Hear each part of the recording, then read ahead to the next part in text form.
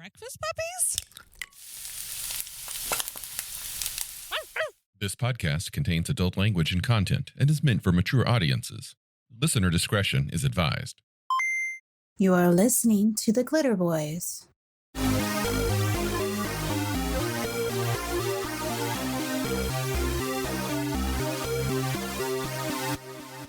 Okay, Mutants Down Under.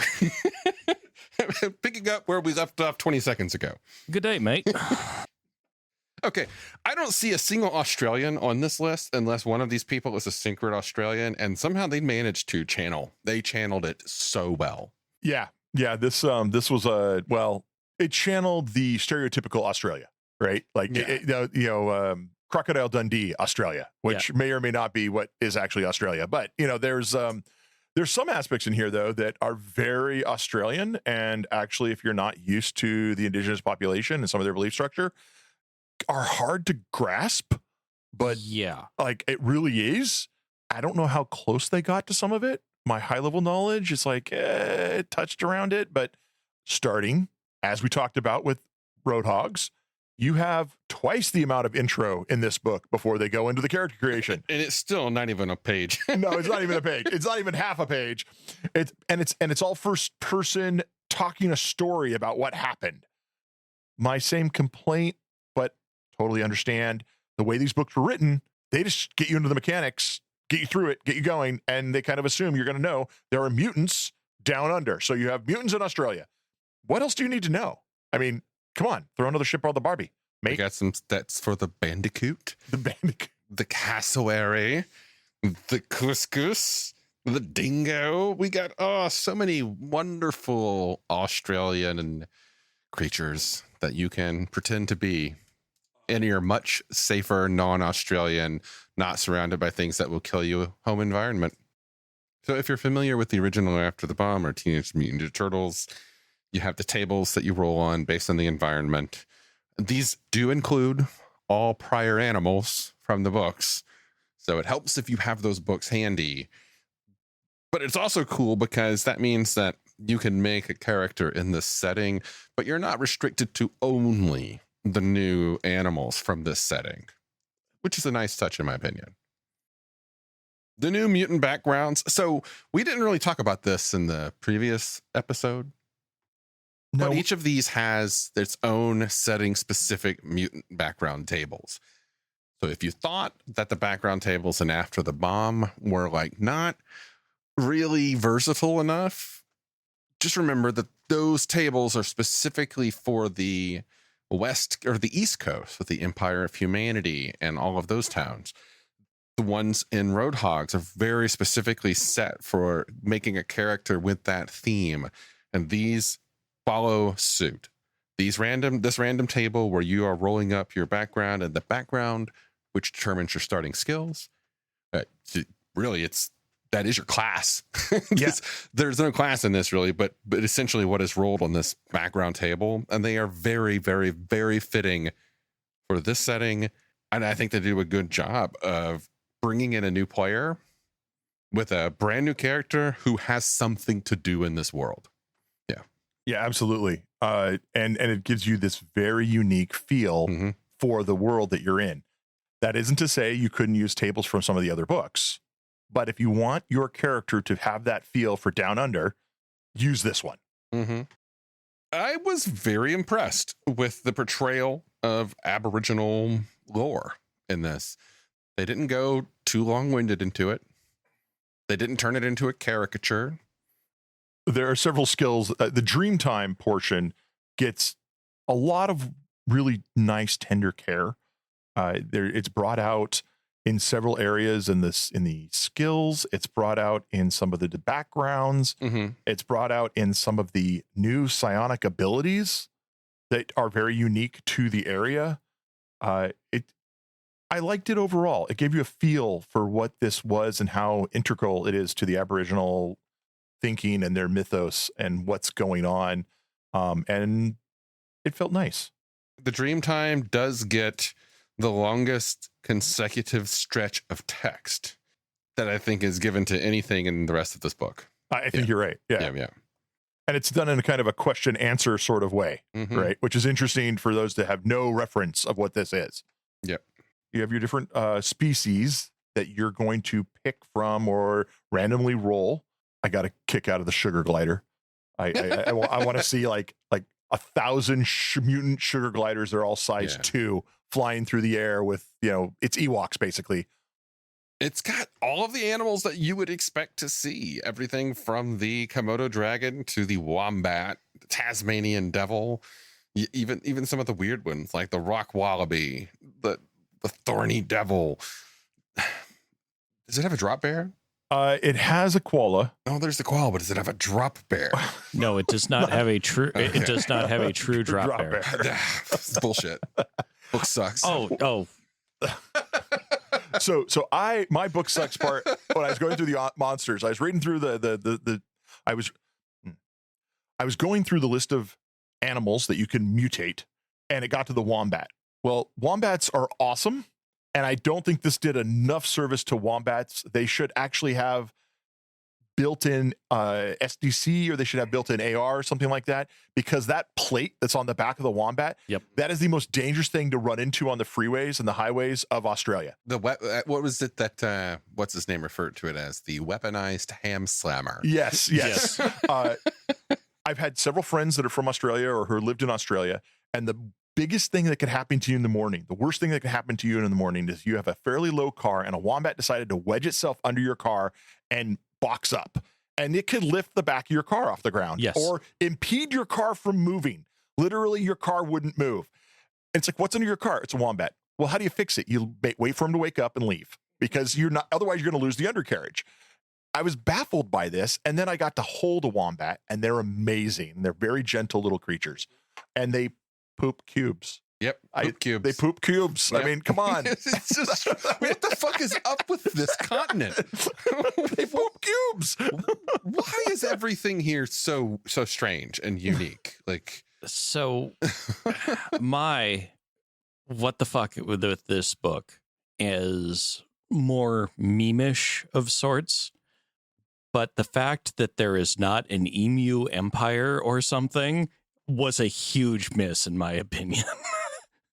Well, they got a lot going on. I mean, I just want emus running around in Toyota Hiluxes with rebarreled Vickers machine guns, just going to town on Jakarta. Yeah. If you ever wanted to play a mutant quokka, we got you covered. Right. And then after you've gone through Dreamtime, they drop you into Jakarta, which isn't part of Australia, just so those who aren't very good with geography. It's this whole area to the north of Australia. And it's a human empire. Yep. And it's a legit human empire. It has 130,000 humans in it. They make a note that it is perhaps the largest collection of pure humans left in the world. Yeah. Yeah. So it's pretty impressive.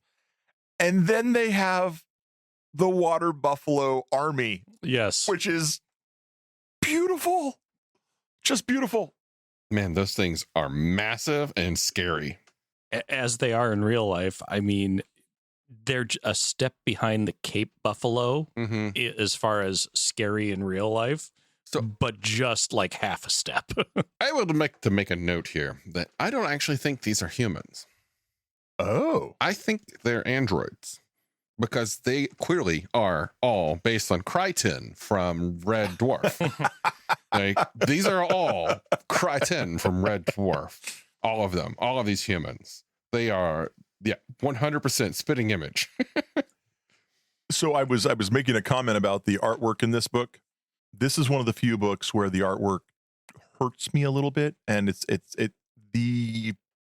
Larson. I was waiting till the end to be like, okay, and the icing on the cake is Lawson's art. His stuff made him and who was the other guy? The guy we talked with Ramon about. I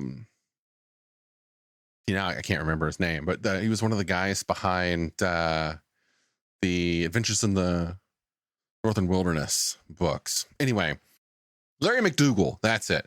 So the combination of Larry McDougall and Lawson in the Northern Wilderness books of the Palladium Fantasy was just fantastic. I was actually really hoping that McDougal would make an appearance in here, but unfortunately, no. But I love Lawson's art. It reminds me a lot of the Ninja Turtle comics. Like, it's like it just came out of the old comic books.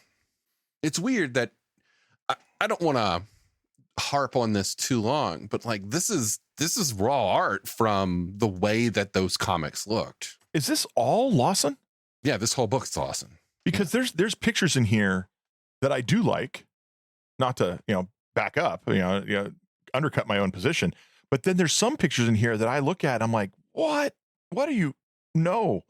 I'm not sure what it is. Maybe he drew them over the course of certain periods of time, and some have a better feel to me and some don't. That could be it.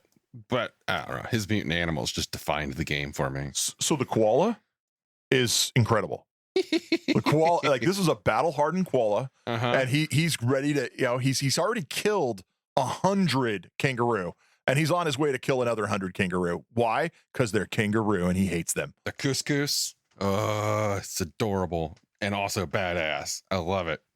Reminds me of the murder otters. Yeah, Komodo, I love it. The platypus is a little weird. I don't know. I love all of this stuff, but again, this was part of my childhood. So maybe I'm just, a little attached to it for nostalgia's sake. The tree kangaroo, yeah. Has that Tasmanian devil shown up in other places? Yes, the Tasmanian devil has. I believe it was in the Heroes Unlimited. Okay, maybe that's where I've seen it. BioE section. Yeah, there's because he looks really familiar, and I've only looked at this particular book a few times. That unfortunately is a trait of Palladium books, is that a lot of the art gets reused. This was something that we didn't really mention when we were talking about After the Bomb Second Ed, but I want to say half or more of the art from After the Bomb Second Ed was from other books. Which makes a lot of sense because they were re-releasing it with stripping all the TMNT out and trying to make it its own thing, but they had this artwork, and I can't blame them too much for trying to go out and get the book out there. Yeah. Because if you recommission a whole bunch of new art, it's a whole bunch more work and cost and expense. And on a book that it's one of those questions we should add to the list of questions to ask Kevin, if he's willing to answer them, is, were you thinking it was a question on how well this book was going to go, redoing After the Bomb without TMNT? Because TMNT was a big driver for After the Bomb, at least my impressions was. So now you're re-releasing it without TMNT as part of it, because you got this great setting that wasn't necessarily TMNT. So I'm wondering if there was a gamble there or concern. I wonder if he would say how like he was saying with some other things, like, oh, that was all Eric. Oh yeah, it could have been. Yeah, it very well could have been.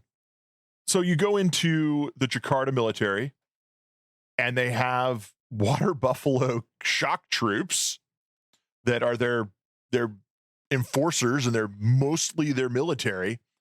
And then there's a great throwaway line about the Buffalo Brigade, and that they're actually planning to overthrow the humans, but they're going to use the humans to take over everything first. And once they get everything, then they'll kick the humans out. And you're like, that's awesome. Yep. Like from a storyline plot point, oh my God, you already know that your military might is going to overthrow you. Wow. I have so many questions about who designed this political situation for the game, because one of the things is Jakarta/Indonesia is not exactly super mineral rich, whereas Australia has it coming out of its ears. Even today. Yeah. And so it makes sense that like Down Under is the place to go if you want to fuel your economic, industrial, and military complex. And some of the nods really go to the weird 80s tensions between Indonesia and Australia, and it's just on the money, to the point where if you look at the name of the president of Jakarta, is this huge tip of the hat to at what was at the time very recent events. Right. There's we missed the whole writer section. Oh, we should Oh yeah. jump back real the quick to bug that. riders. The bug riders. Of course, you're in Australia. You have all these insects that want to kill you. And now we have mutant insects that you can ride, which is hilarious. You have beetles and flies and ants and grasshoppers and wolf spiders. And the wolf spiders are so temperamental, they might attack you, they might attack other people. I thought it was a cute little thing just to add into this setting that people are riding around the outback of Australia on giant mutant insects who didn't evolve into sentient creatures per se, but they're not stupid. And you have to have riding abilities. So you have this whole cowboy kind of thing. You could do your man from Snowy River riding on a grasshopper, down the hill. But just think for a moment how terrifying it would be to trip across a hive of bulldog ants. The one thing I will say is this book is not as deadly as I would have expected it to be, given it's Australia. It's interesting because this was a book where I was expecting to see rules for exposure, dehydration, wildfires, that sort of thing to pop up. And none of that was in here. I don't take that as a knock, mind you, but it was kind of like, wow, I'm surprised that wasn't here sort of thing. The only thing I hold against it is the lack of a militant emu civilization, but right, right, of course. I didn't get a Mad Max feel from this at all, which I was kind of surprised. We already covered that in Roadhogs. Right. So, yeah, but Roadhogs wasn't Australia. I mean, in some ways, I'm surprised there wasn't a Mad Max feel in this. And I wonder if they intentionally said, nope, we're not going to touch that because of Mad Max. I mean, first of all, there is the IP issues. And absolutely. By splitting it off, one, you'd already done it. Two, by splitting it off, you clarify your IP separation. So both of those are definitely at play. Yeah, I can totally see that. And as someone who absolutely loves Mad Max, the separation is actually a good thing here because it allowed them to focus on what makes Australia in far more detail rather than if they had tried to do both in one book. And then after all of that, you get into airship rules, which again allows you to build weaponized dirigibles and blimps And blow them up. Yeah. Yep. And it breaks down again to SEC, AR, and speed. Yeah. It's a very elegant system of rules. Follows the same structure that you're probably already familiar with from Roadhogs. When we have some airship adventures. Yeah. Again, we've got a few extra adventures here. I think the adventures are all really neat. They had such good adventures in the Teenage Mutant Ninja Turtles and Other Strangeness line. They were relatively short, but they gave you a series of events. We don't really see this much else anywhere else, aside from like the hook, line, and sinkers, which Robotech had some books that were basically adventure books in Robotech. Yeah. Yep. 100%. Like Zentradi, Breakout. Lancers, like there's Rockers, a whole Lancers. bunch of them that are just these little small splat books that are basically an adventure from start to finish, or a series of adventures, or a series of campaigns, or what have you. Ghost Ship. Yep. Yeah, so that era just had more things like this to work with. It's a lot of the Rifts books don't have anything even approaching this, even like as a side thing. You'll have some settings, places where things are going on, and some people who are there, but there's nothing really, there's no example stories and things that players can get themselves into. And I think a lot of that has to do with a cohesive vision. After the Bomb has a cohesive vision. Your characters are all going to be mutant animals. Your characters are all going to be relatively down to earth based upon the way the characters get made. There is actually some attempt at a balance in the way the BioE system works. And I think knowing that, when a writer knows that this is the general template that we can, reliably expect most groups to follow, it's a lot easier to write adventures for that. Whereas something like Rifts, it's all over the place. Yeah, in Rifts, you had a couple of the adventure books, the smaller splats. They only did a few of them. There's the Coalition, the Chi-Town and the Burbs one. Yeah. Adventures book. There's a few of them. But overall, I don't think there's much in Palladium Fantasy. You're the expert there. There's a few, but again, early books. There's more in the early books. Yeah. Heroes Unlimited doesn't really have any of them. Yep. Rifts doesn't. Beyond the Supernatural has one book of adventures that's in it. That's all it is. Yeah. Again, earlier supplements. This is an interesting point that Rifts and Palladium in general, after I would say the early 90s, they just went away from that. Yep. And I always wonder if that is that was a conscious decision because they saw that's all that TSR was putting out for a while, was module after module after module after module after module. And a lot of the other game companies, it was just module after module after module after module, right? But not as much content of what was going on in the world. You'd get one world book, maybe two, and then it would just be a series of modules that would continue the storyline.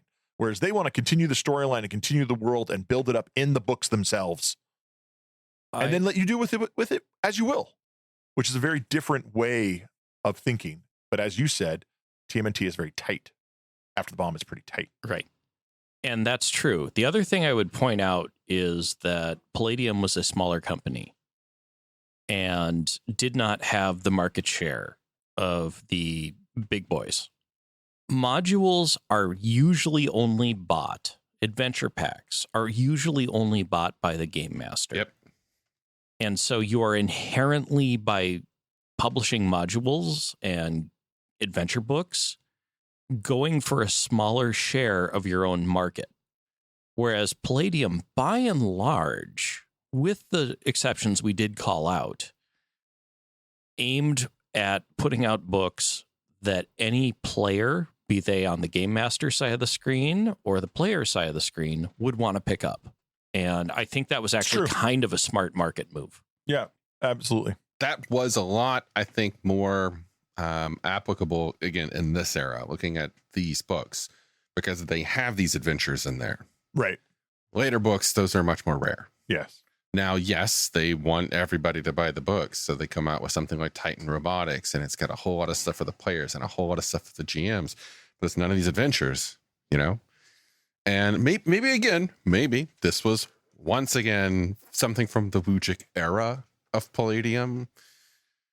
Again, Wujik, you are missed. This is good stuff. These are all very concise adventures that still have enough detail in here that a game master can pick it up and run it with minimal need to change anything, you know? And I appreciate that. The older I get, the less time that I have to design an adventure. And I like modules. Now, as an adult in my 40s, I like modules because I can just take it, change some of the words, drop it into a different location, and I have an adventure that I can run for people. And the best part about it is players today, they ain't read any of it. They will have no idea that the module that I am running is from issue 70 something of Dungeon Magazine that I just changed some words. They have no idea. Oh, wait, that's Kobolds. I know that episode, and that was a great adventure. Yeah. There's a lot of good stuff out there. Oh, no, absolutely. Absolutely. Modules are, as you say, Jacob, they are GM support. Yep. And I think of all the complaints that get thrown around about Palladium, the one that I think actually is the most valid is the new GM support, the lack of new GM support in Palladium. It is a harder system to jump into and be a GM for if you've never been a GM at all. It can be very difficult and very like, oh my gosh, what the heck, where do I start type thing. Things like the Glitterbois Discord are a great place to show up and ask questions about that, because we all have opinions and some of them might be right. To everyone's credit, we don't argue about those opinions. No. It's lovely. Not on the public channel. There's nobody out there telling you that, no, you're wrong. That's a stupid thing that I've seen in a lot of other gaming communities. And thank you, folks. I appreciate it. I appreciate it immensely. I know I personally sometimes come across a little more direct, and people have said certain things and I go, oh, that's not how I meant that. Let me detail it a little bit more. And we're all super polite, and we all have personalities and we all have stress going on and things like that. And we've all been incredibly polite on that channel, and it's not the same way everywhere else as NPC just pointed out. I think my response is I do my best. Sometimes I get a little direct, Passionate. a little passionate, and I think what it is, it depends upon the time of day that I post. Like if I make the mistake of waking up, rolling over, grabbing my phone, and seeing what people have posted, and suddenly the first thoughts of my day are, no, that's incorrect, and I have to correct it. Then I'm like, oh no, dude, get your coffee. Check your email and then go back. Yeah. You and I were having an exchange the other day, and I was trying really hard to let you get it all out because I knew you had more coming, and then I hit enter on accident, and I'm like, no, I wanted to wait. Damn it. I appreciate it. Sorry. No, it's okay. I think the last part of this book, while we don't have an awesome comic, we have a huge section on lexicon and native speak like an Aussie. Please note, for those of you who picked this book up, this lexicon dates back to the 50s, 60s, and 70s primarily. It was kind of dated even when the book came out. Yeah, I imagine if you were to spout some of this in real time, contemporary world, they might look at you funny, or you might get punched. Yeah, one of the two. Mostly look at you funny. Having had a lot of friends as Aussies who are from, shall we say, the wrong side of the continent, some of the words are still in there. I will say that some of the lingo that should have shown up in here did not. Probably for a good reason. Well, yeah, I mean, yeah. It's funny that the very first Aussie term that you threw out, Buckley, when we opened this was Barbie. It's not on the list. Nope. Yep. That was I believe that very much was a Crocodile Dundee, the actor, I can't remember his name. Paul Hogan. Paul Hogan. He became very famous for his whole come to Australia line, and that was his pitch line in the commercials that I only saw a few of because I was also in a tourist town, so we would never show tourist commercials in a tourist town that weren't for us. But yeah. Yeah, and like Barbie is definitely from the 70s. I'm trying to remember the series of Australian comedy movies that came out that were they were filmed. They were about a caricature of an Australian. When you dug a little bit deeper behind the production, it was actually a BBC thing, and we all know how the BBC loves to dig on Brits, Scots, and Irish. So and Aussies get lumped in there as well. So absolutely. But Barbie was there. There's a Saturday Night Live skit that really brought it to America in popularity ahead of Crocodile Dundee. But we cannot diminish the impact that media sensation Yahoo Serious had on Australian awareness in the United States of America. Wasn't he actually Tasmanian, or was that just the trope that he was Tasmanian? I believe the trope was he was Tasmanian. Okay. Either way, he was one hell of a Bulgan. Okay. Yeah. So, do you need it? Nah, it's cool. I mean, okay, if you like the animals, yes, of course. Yes. If you play After the Bomb and you want more animals, that alone is worth the cost. So, let's see. I got my physical printing here. What edition is this? This is the third printing from April 1990, and it's $8. $8. That would be roughly, given it was 1990 to then, the 87 crash had happened. So we are looking at roughly $16 today. $8 in 1988. $8, 48 pages of content. I was all focused on Australia, of course, but I mean, it's on the cover. You know what you're getting into. Yeah. I would say just for that quality loss in art alone, it's worth the $8. Well, that comment aside, if you want to have mutants in any other setting that are escapees from the wildlife safari or from a zoo, and you want a crew of 4 juvenile kangaroos running around, you kind of need the book. Especially if one talks like Ice-T. Absolutely, especially if one talks like Ice-T. Ain't gonna have no crumpets and tea. Yep, absolutely. And you want an army of water buffaloes, you kind of need the book. But I'm with you. It's a givey. It's a give or take. There's nothing in here that requires you to have this book. Even if you're running after the bomb, if you're not going to go down to Australia, you don't really need this book. You don't need this book. However, many things in this book can be picked up and taken out of it to other points of your after the bomb experience. Many of the weapons that are in it are not super Aussie specific, and with a change of the name, fill a niche that has been missed by other after the bomb books. The reality is airships would fit in the United States just as well as they do in Australia. There is value here if you can overlook the art. I think I know what it is about the art. I'm just realizing it. It's popping into my brain. Lawson is bad at drawing people standing at rest. Oh, His stand at rest poses make people look like meat slabs because they're this solid slab pose. Their hands are always perfectly at their side. Their arms are always close in. Every single picture of all of these people who are standing at rest have the same, just completely meat slab dead pose. But anybody who is not standing at rest, anybody who is in motion, anybody who is demonstrating something, anybody who is in combat, it's totally different. It's like a different aspect of his personality takes over and starts drawing people that are dynamic. Whereas I think I just like people who to actually have necks. Most of the ones who are in motion have necks. Again, these people standing in place, they're like meat slabs. It's weird, actually. or if Kind of creepy. and some of the shots, like it's funny, the kangaroo and the koala, there's a lot of interesting detail going on in there. Yeah, he doesn't have necks, though. Now that you say it. Yeah. I mean, the kangaroo has a neck, so therefore it's more interesting. Right.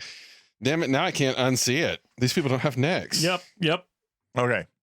Okay, well, sorry, Lawson. Well, we need I some love your necks. art for the most part, but Apparently, we need need necks. You need to put some more necks in there. And, less meat slabs. All that said, Lawson, I honestly would pay tons and tons of money for the couscous picture. As a person who loves couscous and otters in general, which are relative, the couscous on page 15 speaks to me on a deeply spiritual level. Yeah, that is a wonderful picture. Yeah.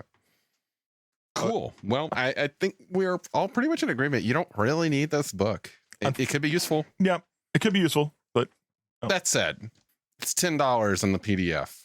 Well, at least according to the PDF that I currently have. And it was $8 in 1990, and I'm guessing it was $7 in 1988, just like the other book. I can think of many worse ways to spend that money, even in gaming. Could have been a D20 supplement, it could have been some really bad module. Yeah. It could have been another Drive-Thru RPG random tables generator. Oh, God. Yeah, here's 100 things that I generated in my sleep. Now pay me $5 for them. Yeah, I'm grumble. I've been suckered by one of those. I'm surprised it was only one, to be perfectly honest. I had to make sure, you always got to test it out. Anyways, it was credit. I spent credit, so I didn't really lose anything, but never again. On that note, folks, please drop by our Discord. Tell us about your favorite experiences and in Australian gaming in this book or beyond, tell us about your favorite moment from a Yahoo Serious movie. And,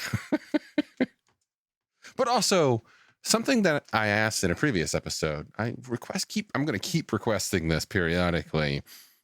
Send us interesting characters that we can do an episode on. I don't think you're going to have a hard time making an interesting character from the contents of this book. I think this one is a pretty ideal source of material to make an interesting after the bomb character. All right. We'll catch you next time. Starships, magic, mystic martial arts, romance. All of these can be found in A Cloak of Blades by Isaac Sher. You might have heard my name before. I've done a lot of voiceover work for Breakfast Puppies, and I've recently released my first novel. It's available on Amazon as an ebook and paperback, and you can get it for free if you have a Kindle Unlimited subscription. I do hope you'll support my work as you're supporting Breakfast Puppies, and it's been a pleasure talking with you today. Have a good one.